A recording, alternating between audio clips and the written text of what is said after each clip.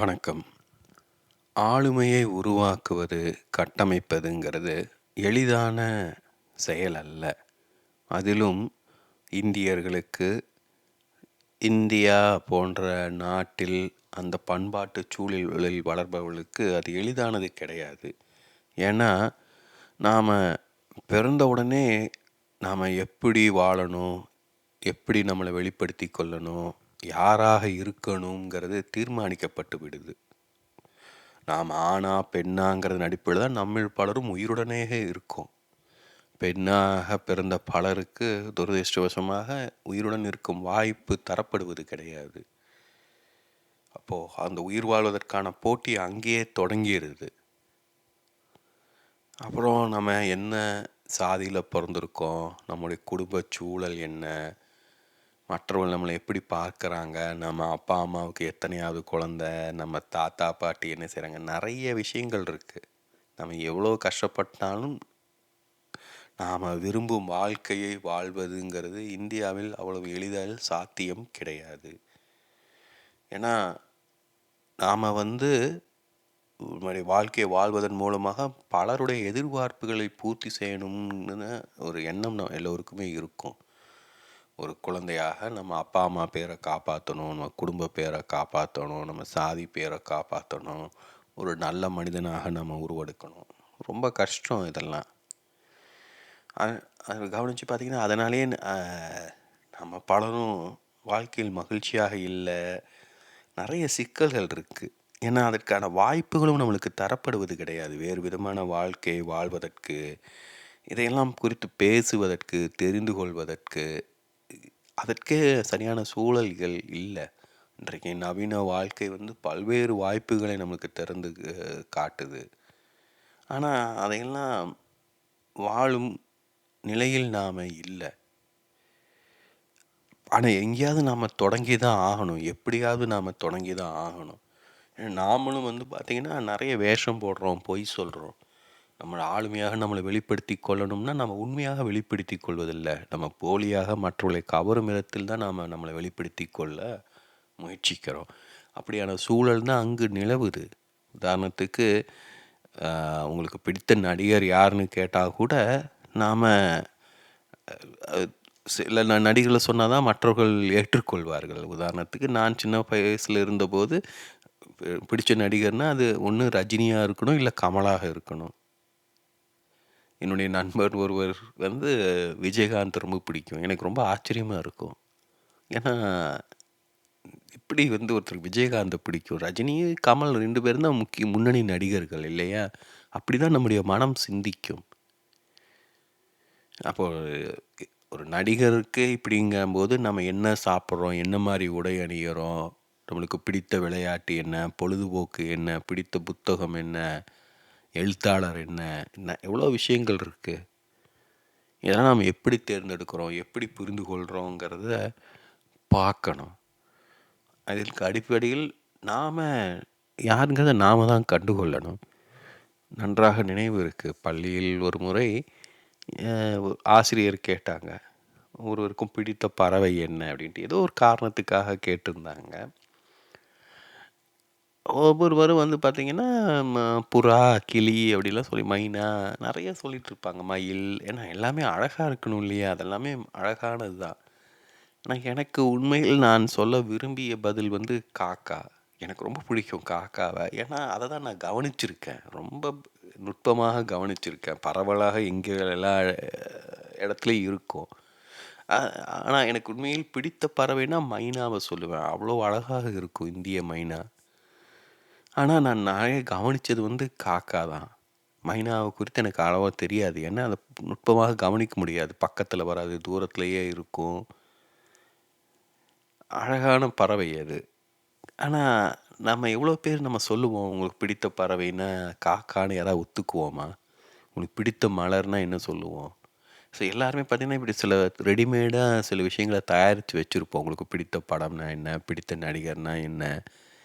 அதான் கடந்த காலங்களில் நடிகர்கள் எல்லாம் நேர்காணல் செஞ்சாங்கன்னா எல்லோரிடமும் ஒரு கேள்வி கேட்கப்படும். அது கண்டிப்பாக கேட்பாங்க, நீங்கள் நடிக்க வரலைன்னா என்ன செஞ்சுருப்பீங்க? என்ன செஞ்சுருப்பாங்க? அமெரிக்க அதிபராக ஆயிருப்பாங்களா? ஔவையாரா மாறியிருப்பாங்களா? மதர் தெரசாவா ஆயிருப்பாங்களா? ஏதோ அவங்க பிறந்ததே நடித்து மக்களுடைய வாழ்வில் ஒளியேற்றுவதற்காகங்கிறது போல கேள்விகள் கேட்பாங்க. ஏன்னா அவர்கள் முக்கியமான ஆளுமைகள். இன்றைக்கு நடிகர்களை பெருசாக யாரும் கண்டுகொள்வதே கிடையாது. இப்போ அன்னைக்கு அவர்கள் பிரபலம்னா பெரிய விஷயம். இப்போ அதெல்லாம் இன்னும் அவங்க மனதார உண்மையாவா பேசுவாங்க? எல்லாம் ஏற்கனவே தயாரித்து திட்டம் போட்டு வச்சுருப்பாங்க. இப்படி கேட்டால் அப்படி சொல்லணும், அப்படி கேட்டால் இப்படி சொல்லணும், இவங்ககிட்ட இப்படி நடந்துக்கணும், அப்படி நடந்துக்கணும். இப்படி ஒரு அளவு புரிதல் இருந்தாலே வாழ்க்கையை சமாளித்து வாழ்ந்துடலாம். அவ்வளோதான் நம்ம பலரும் முயற்சி செய்வது. எப்படியாவது சமாளித்து ஒப்பேத்துனா போதுன்னு தான் வாழ்கிறோம். அதுதான் நம்ம வாழ்க்கையில் சிக்கலையும் ஏற்படுத்துது.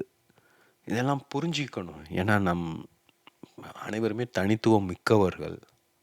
நம்மளை நாமளே தாழ்த்தி கொள்ளக்கூடாது. நம்மளுக்கு எது பிடிச்சிருக்கோ அதில் நாம் உறுதியாக இருக்கணும். அது சரிதான். அது என்ன பண்ண முடியும்? மற்றவங்க ஏற்றுக்கலாட்டி என்ன பண்ண முடியும்? நம்மளுக்கு அது பிடிச்சிருக்கு. நம்மளவில் அதுதான் உண்மை. அதில் நாம் உண்மையாக உறுதியாக தெளிவாக இருந்தோம் அப்படின்னா அதுதான் நம்முடைய ஆளுமைக்கு அடித்தளமாக அமையும். அதன் அடிப்படையில் எனக்கு பிடித்த ஒரு தாவோ கதையை இங்கே குறிப்பிடணும். ராஜா ஸ்வானுடைய ஆஸ்தான சண்டை கோழி பயிற்சியாளர் ஒரு தரமான கோழிக்கு பயிற்சி அளித்து கொண்டிருந்தார். நான் அப்படி சுருக்கமாக சொல்கிறேன், அப்போது ஈஸியாக புரியும். ஒரு சண்டை கோழிக்கு பயிற்சி தரும் ஒருவர் ஒரு அரசனின் சண்டை கோழிக்கு பயிற்சி செஞ்சு தந்துட்டுருக்காரு. இப்போ ராஜா பொறுமையிலேருந்து கேட்டுக்கிட்டே இருக்கார், என்ன கோழி சண்டைக்கு தயாராகிருச்சா அப்படின்ட்டு. பயிற்சியாளர் சொல்கிறாரு இல்லை அப்படின்ட்டு. என்ன காரணம்னா அது கோபமாக இருக்குது, இன்னொரு கோழியை கண்ட உடனே அது சண்டை போட துடிக்குது, அது வேஸ்ட்டு, ஏன்னா அது மேலே அதீத நம்பிக்கை கொண்டிருக்கு, தன்னால் எந்த கோழியை வேணாலும் வெல்ல முடியும்னு நினச்சிக்கிட்டு இருக்கு அப்படிங்கிறாரு. 10 நாட்கள் போகுது. திருப்பியும் அரசர் கேட்குறாரு, என்ன தயாரா அப்படின்னு. அவர் சொல்கிறாரு, இன்னும் இல்லை, இப்போவும் இன்னொரு கோழி கூவுறதை கேட்டால் சிலுத்துக்குது அப்படிங்கிறாரு. இன்னும் 10 நாள் ஆகுது. இப்போது சொல்கிறாரு, இன்னும் தயாராகலை அப்படின்ட்டு. ஏன்னா இப்போதும் அதோட கண்ணில் கோபம் இருக்குது. அதாவது முதல்ல அதை பார்த்த உடனே சண்டை போட போகும், அப்புறம் பார்க்கறது இல்லை, அது வாட்டுக்கு அதோட இடத்துல இருக்கும். ஆனால் ஏதாவது கூலி கூவிச்சுன்னா சிலுத்துக்குது, சண்டை போட துடிக்குது. ஸோ இப்போ அதை பார்க்கறது கிடையாது, அது கூவுனா செலுத்துக்கிறது கிடையாது. ஆனால் அது கோபம் இருக்குது கண்ணில். அது ஏதாவது கோழி கிடச்சுன்னா முடிஞ்சுது, அது அவ்வளோ கோபத்தோடு அது இருக்குது, ரெடியாக காத்துக்கிட்டு இருக்கு, சிறுகளை விட்டு தயாராக இருக்குது சண்டை போடுறதுக்கு. இன்னும் 10 நாள் ஆகுது. இப்போ அவர் சொல்கிறார், இப்போ அது கிட்டத்தட்ட தயார்.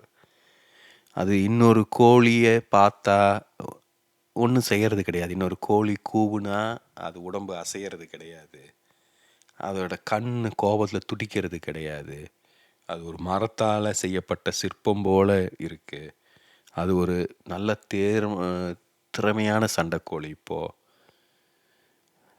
அது உண்மையில் சண்டையே போட தேவையில்லை, அது நின்னாலே போதும், மற்ற கோழிகளெல்லாம் ஒரே அதை பார்த்த உடனே ஓட்டம் எடுத்துரும்.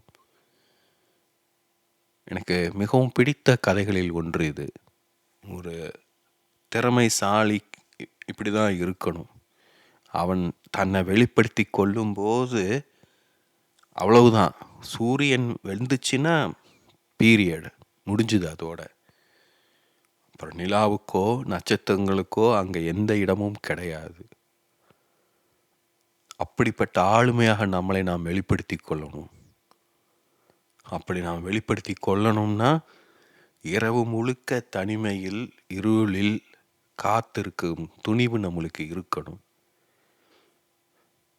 அந்த தனிமைக்குள் நாம் யார் என்று கண்டுகொள்ளும் போது, நம்மை முழுமையாக புரிந்து கொண்டு நேர்மையாக நம்மை வெளிப்படுத்தும் போது, நம்ம கேள்வி கேட்கறதுக்கு சந்தேகப்படுவதற்கு கூட யாரும் இருக்க மாட்டாங்க. அவங்க கேள்வி சந்தேகமுக்கெல்லாம் எந்த ஒரு அர்த்தமும் இருக்காது. நாம் யார் என்பதை நம்முடைய இருப்பு, நம்முடைய ப்ரெசன்ஸ், நம்முடைய எனர்ஜி வெளிப்படுத்தும். அதுதான் உண்மையான ஒரு வீரனுக்கு அடையாளம், உண்மையான ஒரு ஆளுமை திறனுக்கு அடையாளம். நம் வாழ்க்கை நம் தேர்வு, நம் வாழ்க்கை நம் பொறுப்பு.